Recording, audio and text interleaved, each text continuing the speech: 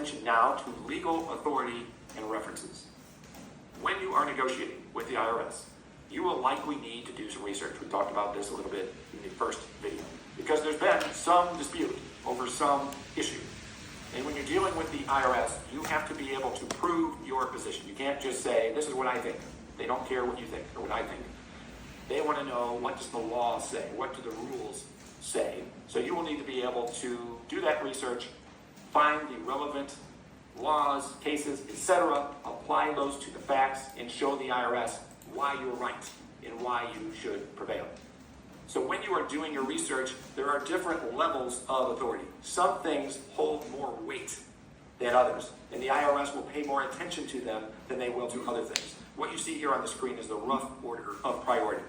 So first would be the U.S. Constitution. We're going to talk about each of these, by the way, but first would be the U.S. Constitution, which of course in the United States, the Constitution is the source of everything. It's the source of all the individual's rights. It's the source of the government's rights. It is the final authority for everything.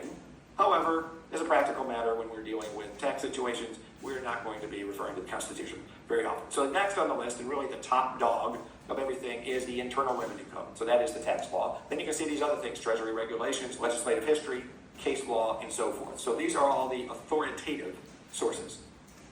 There are also non-authoritative sources. So these are sources that you can use to do your research that can then point you to the authoritative sources that you need to use in order to make your argument. So some examples of these is something called the Internal Revenue Manual that we'll talk about, and then IRS forms, instructions, and publications, which you are all very familiar with from going through this course. There are also secondary sources or third-party sources. So these are research tools, books, databases, etc. So some examples of the names you'll see are BNA, CCH, RIA Checkpoint, LexisNexis, Westlaw, and there can be others. So those can help you to get a handle on the issues and to know where to look to get more authoritative information.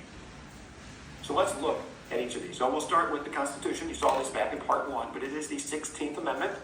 It was enacted in 1913.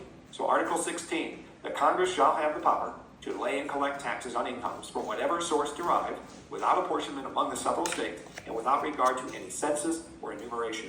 So what had happened was, Congress had enacted an income tax. The Supreme Court found it to be unconstitutional, so the 16th Amendment was added to the Constitution. But as we said before, as a practical matter, you're not likely to be citing the Constitution when you are in front of the IRS negotiating for your client. So that brings us to the Internal Revenue Code. The Internal Revenue Code is the tax law. So when you say the tax law, technically we mean the Internal Revenue Code. It is the foundation of all federal tax authority.